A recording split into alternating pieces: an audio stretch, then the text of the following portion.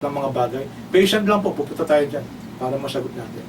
Ngayon, ang banal, ano pa? As-salam. As-salam. Ano yung salam? Free from all defects. Kita mo? Free from all defects. Sa Tagalog, ang sakdal, ang walang kapintasan. Yan po ang Diyos na nagpapakilala sa Quran. Kaya mga kababayan, kung napaniwala kayo, ang Diyos ay may kahangalan, kayo po mamili. Meron naman kayong pag-iisip Totoo ba, tama ba, na yung Diyos ay may kahangalan? Stupid daw, sabi. Foolishness. O, ang Diyos ay ang Diyos ay perpekto, dalisay, walang kapintasan, free from all defects. Alam niyo yung flawless? Alam niyo yung flow? Di ba pag sinabi mong flawless ka, yung dictionary kapatid, di ba? Makinis. Kasi yung flow, may depekto yun Hanapin natin sa dictionary yung salitang flow. F-L yun, di ba? So, ito kapatid, pakisabi mo nga. Ito flow. Tingnan niyo yung flow. Pag sinabing flow, alam binati ka, uy, yung kutis mo flawless Sabihin, makinis yun. Walang kurikong, walang peklat. Kasi may less sa uli. Oo, ayun, okay. Okay. Yung flow, walang less. Ito flow. A crack. Crack. A defect. Defect. Imperfection. Imperfection. Any weakness that makes a person or thing that things less than perfect. Less than perfect. Less effective. Less effective. etc. O, kita mo? May depekto. Ako bumili ako ng appliances, may defect. Tanggap ko yun, appliances yun Gawa ng Diyos yung Diyos pala ni Soriano, may depekto. Kasi may kahangalan. May sagot yan kaya lang inamin niya bukod tanging mga aral siya Buti nga si Obidos, ayaw aminin yan Idiomatic expression yan, Rashid. Nagbigay pa sa akin ng example. Katulad din yan sa Quran nyo, Surah Al-Imran, chapter 3, verse 54. Sinagot ko siya dun Mali siya dun Mali siya ng translation na ginamit dun. May sagot ako sa PFB dun, panoorin na lang po ninyo. Biruin mo, bukod tangi isang mga ngaral na tinuturo sa inyo mga kababayan, ang Diyos ay may kaangalan. Biruin mo, sa Quran, ang Diyos ay as-salam, free from all defects, ang sakdal, ang walang kapintasan. Sino pa? The giver of security, the watcher over his creature. Kita mo? Tagamasid sa kanyang mga nilalang. Hindi lang sa tao. Nagmamasid sa kanyang nilalang. Nagmamasid. Tingnan nyo Sa isang talata po, tingnan nyo. Si Allah, ang Diyos po sa Quran, ganito. Saklaw niya ang lahat ng bagay Ikaw ba, Brother Harun, halimbawa, gumawa ka ng appliances? No? Aircon, halimbawa, ginawa mo. Siyempre, hanggat maaari, ayaw mo rin mag-overheat yan. O bread toaster na lang, para mas madaling intindihin. Siyempre, yung bread toaster, mag-overheat yan pag pinabayaan mo. Sobrang init. Ikaw ba kaya mong bantayan yung bread toaster mo 24/7? Siyempre hindi. Bread toaster lang yun. Paano kung may ibang ginawa ka pa? Di ba? Paano kung meron ka pang ibang iniintindi, trabaho mo, anak mo, inaalagaan mo? Hindi natin kaya. Nasa bawat sandali, nakatuon yung pansin natin doon sa ating ginawa, ano pa man yung ginawa natin. Ang Diyos, sa Quran, siya po, pagkatapos niyang lalangin ng bagay, siya nasasaklaw niya ang lahat ng mga bagay na ito. Ang lahat ng kanyang nilalang. Hindi siya napapagod. Mantakin mo Yung pagtustos, pangangailangan ng kanyang nilalang, siya ang nagsusustento. He is the best of disposer. The best of disposer of affairs. Siya lamang, wala ng iba. Ang dami-dami, hindi mabilang ang kanyang nilalang. Di ba? Tinan nyo, pakinggan yung sinasabi ng Quran, ha? Tinan nyo, ha? Ha? Sana mamulat kayo, mga kapatid. Dito po sa isang talata po, sa Surah Talaq, chapter 65 po ito, ang sabi po rito, Allahu alladhi khalaqa as-sab'a samawati wa min al-ardi mithlahunna yatanazzalu al-amru baynahunna lita'lamu anna Allah ala kulli shay'in qadirun wa anna Allah qad ahata bi kulli shay'in ilm. It is Allah who has created 7 heavens and of the earth, the light thereof. Si Allah ang lumikha ng 7 kalangitan at ng lupa na katulad niyaon. His command is sent between them. Ang kanyang mga utos ay pumapanaog sa pagitan nito. That you may know, upang malaman ninyo that Allah has power over all things. Upang malaman ninyo na si Allah ay may kapangyarihan sa lahat ng mga bagay, and that Allah surrounds all things in His knowledge. May ilmi, may salit siya'y in'an, ang sabi sa Arabic. Upang malaman ninyo na si Allah ay may kapangyarihan sa lahat ng mga bagay, at si Allah, nasasaklawan niya ang lahat ng mga bagay sa pamamagitan ng kanyang karunungan. O, kanyang kaalaman. Diba? In His knowledge. Yan ang Diyos sa Quran. Yan ang Diyos sa Quran. Siya ang taga-tustos ng lahat ng kanyang nilalang, ang watchers over all creatures. And the Almighty, ang pinakamakapangyarihan, the compeller, the supreme, that and glorified is Allah above all that they associate as partners with Him. Alam mo ninyo, sa Quran, pag sinabi, meron kasi sa Quran yung tinatawag na tasbih, yung pagluwalhati kay Allah. Yung pagluwalhati kay Allah, yung pag nabasa nyo sa Quran yung subhanallah, luwalhati kay Allah, katulad halimbawa dito, subhanallah amma yushrikun. Ang unang-unang binabanggit doon, kapatid, si Allah, maluwalhati si Allah.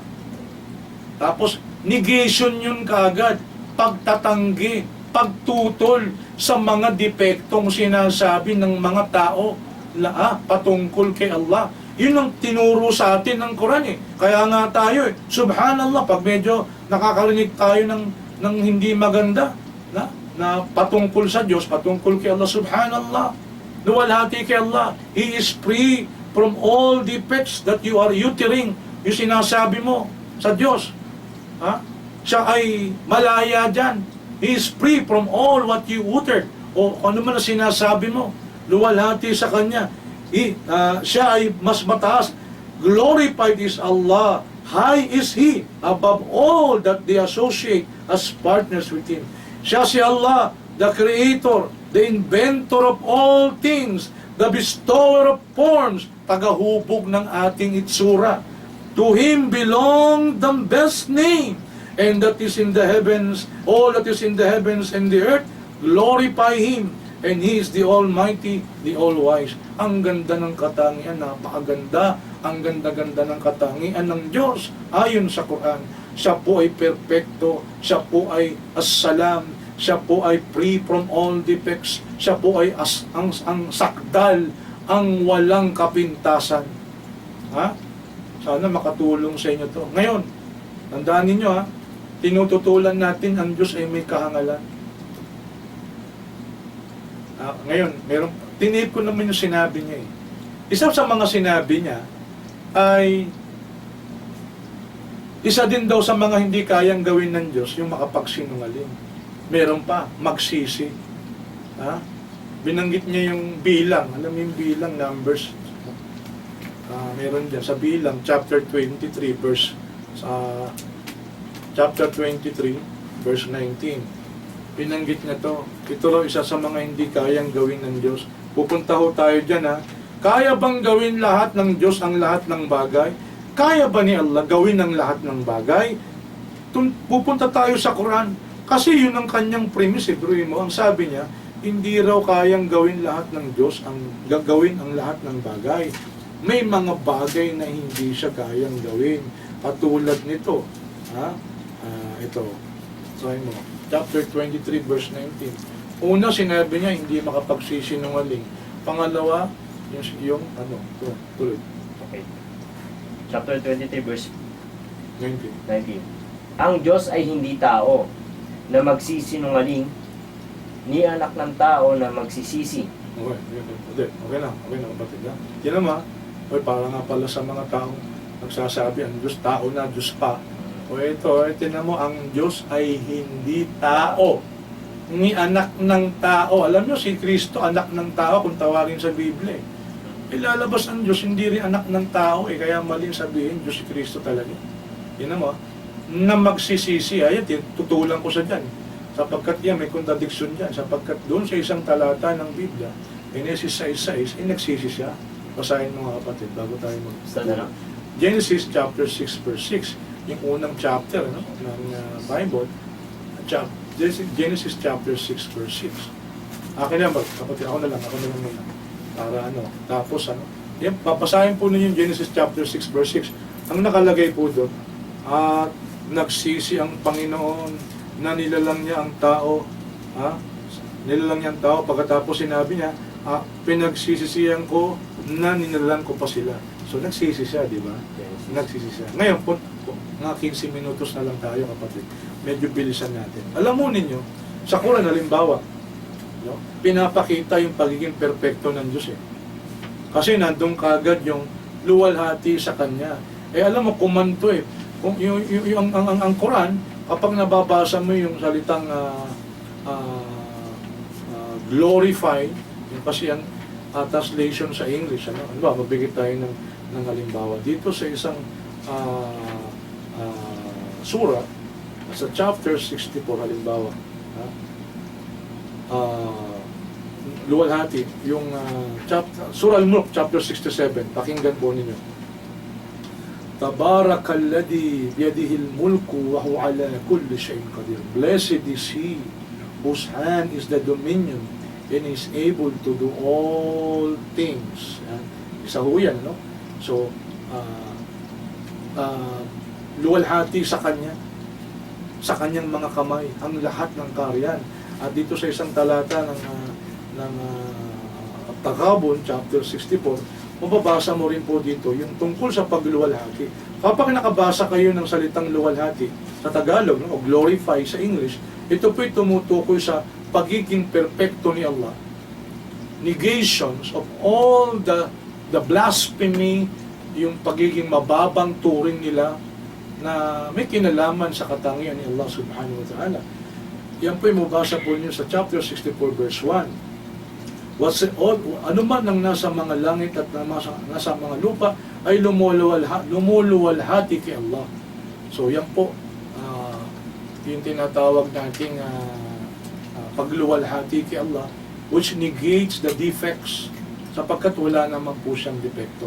Ngayon, Brother Haron, kaya ba ng Diyos gawin ang lahat ng bagay? Doon tayo ngayon pumunta kasi natatandaan mo, if I may quote him correctly, ito po ang kanyang sinasabi. No? Kasi meron daw mga bagay na hindi siya kayang gawin. Pakinggan ninyo ito. Kahit daw gusto ng Diyos, hindi pa rin daw niya kayang gawin, kahit gusto niya. Tutol ako dun Kasi lalabas pala, Brother Haron, yung Diyos na pinapakilala niya, tsaka ako, walang pagkakaiba. Kasi may mga gusto akong bagay Pero hindi ko magawa, kahit gusto ko. Kasi wala akong kakayahan. Yung Diyos, dito na po tayo sa Quran. Meron na lang tayong ilang minutong nalalabi. Pakinggan po ninyo. Kanina binasa natin, basahin natin muli, Brother Haron. Dito po sa chapter 67.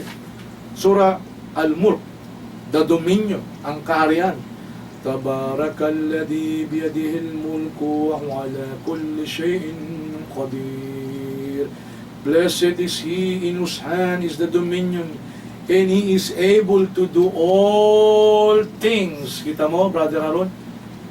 luwalhati sa Kanya na nasa Kanyang mga kamay ang lahat ng kaharian, at Siya, si Allah, ay may kapangyarihan, may kakayahang gawin ang lahat ng mga bagay. Totoo ba yun? Ano yung bagay na gagawin ng Diyos? Yun ang dapat kasunod na tanong eh.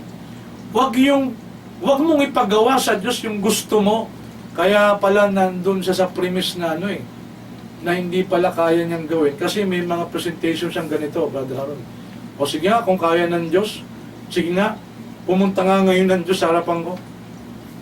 O, hindi niya gagawin. Kasi lalabas hindi niya kaya. Hoy, hindi dahil sa hindi niya ginawa, hindi niya kaya. Hindi niya ginawa, ayaw niya kasi. Bakit? Ano ba yung mga bagay na gagawin niya, Brother? Pakinggan po ninyo. Bibigyan ko kayo ng 2 talata. Unang-una, sa Surah Hud, chapter 11, verse 107. Kung may Quran kayo, sundan po ninyo kami, mga kapatid. Tingnan po ninyo. Ganito po ang Diyos na nagpapakilala po sa Quran. Ito po ay 11 kabanata po ng Quran, chapter 11, verse 107. Ito po ang sabi. Sa bandang hulihan na po ng talata, Inna rabbaka fa'alul lima yurid.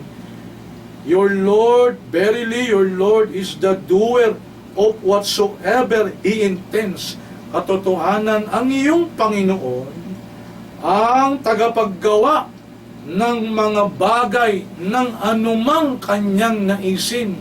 Kanyang ginagawa ang anumang kanyang naisin. Yun pala, kapatid, ang kanyang ginagawa ay yung kanyang gusto, yung kanyang ninanais. Isa pa.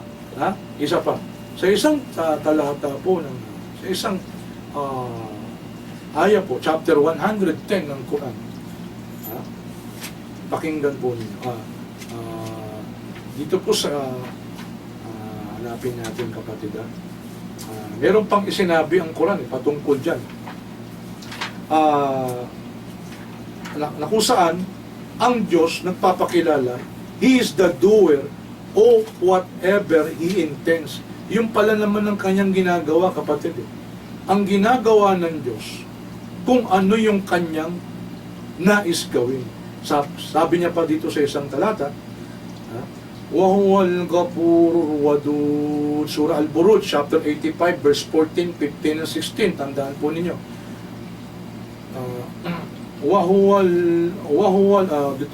Sa verse 13, Innahu huwa yuhdi'u wa yu'id, wa huwa al-ghafurur wadud, dhul arshil majid, fa'alul lima yurid. Ang sabi ko dito, verily, it is He who begins and repeats the creations of everything. Siya ang unang-unang lumika. Siya ang nagpasimula ng paglalang at kanyang inuulit ang paglikha. Totoo naman, patuloy siya sa paglalang. And He is of forgiving. Siya ang pinakamaawain, ang nagpapatawad ng mga kasalanan. Full of love. Ang ganda, wa huwal ghafurur wadud. Punong-puno ng pag-ibig. Honor of the throne, the glorious, ang nagmamay-ari ng dakilang luklukan, ang maluwalhating luklukan. He is the doer of whatsoever He intends. At Siya ang tagapaggawa ng anumang kanyang naisin. Kanyang ginagawa ang kanyang anumang maibigin, ang anumang kanyang naisin. At kapag gusto niya, Brother Haron, kaya niyang gawin. Sapagkat Siya po, Inna Allah kulli shay'in qadir. Sapagkat Siya ay may kapangyarihan, may kakayahang gawin ang lahat ng mga bagay. Anong mga bagay? Yung gusto niya. At kapag gusto niya, kaya niyang gawin. Walang imposible sa Diyos. Huwag mong ipagawa sa Diyos yung gusto mo. Ang gagawin niya, yung gusto niya. At kapag gusto niya, kaya niyang gawin. Yun naman ang malaking pagkakaiba natin sa Diyos, Brother Haron. Diba? May gusto ka. Gusto mong pumunta sa Alaska, halimbawa. Pag ginusto mo ba, kaya mo nang gawin? Hindi eh. Di ba? Gusto ko rin maka-experience ng yelo. Kaya lang, hindi wala tayong kakayahan. Eh, ang Diyos, pag gusto niya, napakadali. At kapag siya lumikha, ano man ang kanyang likain, ano sinasabi niya, Brother Ron? Diba? Simple lang ang kanyang sinasabi. At kapag siya'y lumalang, pakinggan po ninyo. Ito po ay nasa Surah Yasin, chapter 36, verse 82. Innama amruhu idha arada shay'an an yakula lahu kun fayakun. Verily, His command, when He intends a thing, kita mo? Kita mo, ito yung Diyos sa Quran, mga kababayan eh. Katotohanan, ang kanyang utos, kapag siya ay nagnais ng anumang bagay, kapag siya ginusto niyang gawin ang anumang bagay, ang sasabihin lamang niya, it is only that He says to it be, and it is maging at naging. Kita mo? Ganun lang eh. Kun payakun. Pag gusto niya lumika ng Jesus Christ, walang tatay, nanay lang, walang sexual na involved, sinabi lang niya, kun payakun. At ang tulad ni Jesus ay tulad lamang ni Adan. Nung nilikha niya si Adan mula sa alabok at kanyang sinabi, kun payakun. Oh, naging at magiging, ako naging. So yan po, napakasimple lang. Kayang gawin lahat ng Diyos ang lahat ng bagay. Kapag ninais niya, kapag ginusto niya, gagawin niya at kaya niyang gawin ito sapagkat siya'y may kapangyarihan, siya'y may kakayahan gawin ang lahat ng bagay sapagkat siya'y may kapangyarihan sa lahat ng mga bagay. Iyan po ang Diyos sa Quran. Iyan po ang Diyos na nagpapakilala sa Quran. Ang sakdal, ang walang kapintasan, free from all defects. Kung ang Diyos, kaya niyang gawin ang lahat ng mga bagay. Nalalaman niya ang lahat ng mga bagay. Alam nga niya kahit papaano kung anong mangyayari sa atin eh. Pakinggan ho ninyo. Alam niyo si Soriano, ayaw daw niyang puriin ng Diyos na hindi naman nauukol sa kanya. Kumbaga limit, sinabi niya yun, na-record ko yun eh. Ayoko namang puriin yung hindi naman ukol sa kanya. Yung hindi naman angkop sa kanya. Aba, limitado pala yung papuri nila sa Diyos. Eh sa atin, kulang nga yung ating salita eh. Ha? Para masukat mo kung gaano kaluwalhati, gaano kataas ang Diyos. Tingnan nyo, ang Diyos sa Quran, sakdal, dalisay, walang kapintasan, saklaw niya ang lahat ng mga bagay. Saklaw, nalalaman niya. Ha? He knows everything, sabi sa Quran. At siya'y may kapangyarihang gawin ang anumang kanyang maibigin, sabi sa Quran. Pag ginusto niya, sasabihin lamang niya, kun payakun.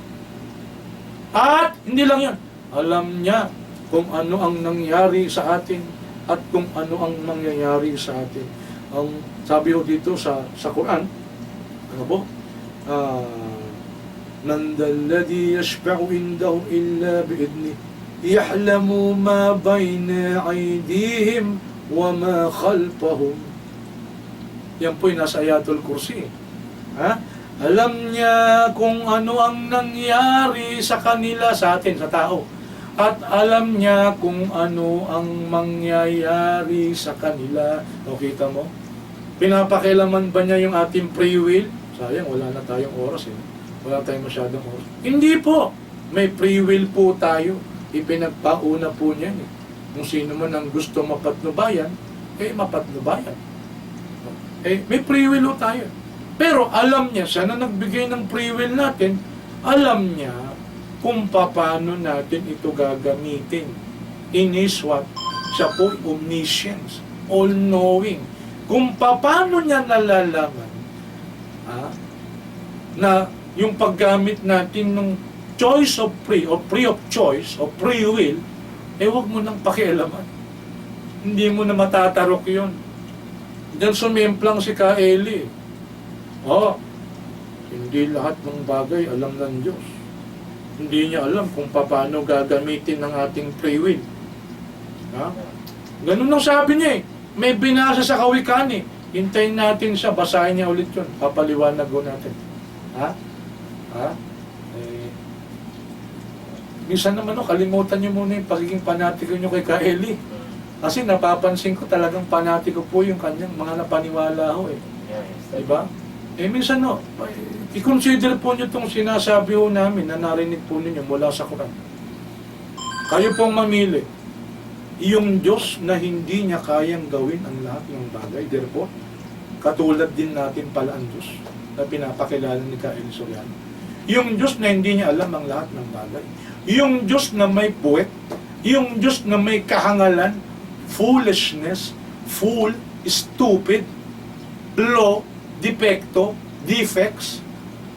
Yung Diyos na may kahinaan, o yung Diyos na nagpapakilala sa Quran, siya po ay sakdal, walang kapintasan, perpekto, ha? Walang kapintasan, free from all defects. Alam niya anong nangyari sa atin at mangyayari sa atin. Huwag mo na intindihin kung paano niya alam yun. Para bang ganito, Brother Harold? Si Allah as-Sami'ud Du'a, ang nakapakikinig ng lahat ng panalangin. Bilyon-milyon yung nananalangin sa Kanya. Paano kaya napapakinggan ni Allah yun? Paano niya napapakinggan iba't ibang lingwahe, iba't ibang dialect? Tapos, di ba, paano niya napapakinggan? At the same time, naunawaan niya, naiintindihan niya. Hindi natin matatarap ng ating isip yun. Diba? Makontento ko na sa nakasulat ng ipinahayag niya. Pinapakita ng Quran kung gaano ka-perfecto ang Diyos. Ito palang pinapakilala ni Kael Soriano, bukod sa hangal na, no? Yung Diyos po niya yun, yung Diyos na pinapakilala niya, no? Subhanallah. At may kahinaan pa. Kahit anong paliwanag mo, kasi inamin niya na may kahangalan at kahinaan ng Diyos. Merong hindi alam ng Diyos, merong hindi kayang gawin ng Diyos. So, meron na lang tayo isang minutong nalalabi, kapatid. Nawa, inshallah, may napulot ang ating mga kababayan, ano? No? Ituring na lang po ninyo, malasakit po ito ng Muslim. No? Mapaniwala ho kayo, pantakin nyo, mapaniwala kayo, ang Diyos ay may kahangalan at may kahinaan. Ha? Ito po ang Quran. Ang Diyos na nagpapakilala sa Quran. Talagang tunay na Diyos. Diyos na Diyos. Al-Quddus, ang banal. As-Salam, ang walang kapintasan. Free from all defects, ang sakdal. Yan po. Inna Allah kulli shay'in qadir. At may kapangyarihan sa lahat ng mga bagay. Dalangin po natin, dalangin po namin, patnubayan po ni Allah yung mga wala pa sa matuwid na landas. O Allah, pagpalain po ninyo, biyayaan po ninyo ang mga kapatid po naming Muslim, sapagkat wala po makapagbibigay ng mga pagpapala at biyaya, kundi ikaw lamang. O Allah, dalangin po namin, ingatan po ninyo kami palagi, sampu na namin mga mahal sa buhay. Nagpapakup-kup kaming ganap sa iyo, laban po sa anumang sakit, laban po sa anumang sakuna, laban po sa anumang aksidente, laban po sa anumang masamang tangka, masamang isipan ng tao na maaaring makapinsala sa amin. Nagpapakup-kup kaming ganap sa iyo, laban po sa maaaring masaklap na mangyari sa aming pamilya at ari-arian. O Allah, ikinikilala po namin ng mga pagpapalat, mga biyaya mo. Patuloy kayong magbuhos sa amin ng mga biyaya, sapagkat kami po yung maasa lamang sa iyo. Rabbana atina fid dunya hasanah wa fil akhirati hasanah wa qina adhaban nar. Subhana rabbika rabbil izzati amma yasifun wa salamun alal mursalin walhamdulillahi rabbil alamin. Maraming salamat po sa inyo, mga giliw po namin taga-subaybay. Ito po ang inyong kapatid, si Brother Rashid Marindasan. Assalamualaikum warahmatullahi ta'ala wabarakatuh.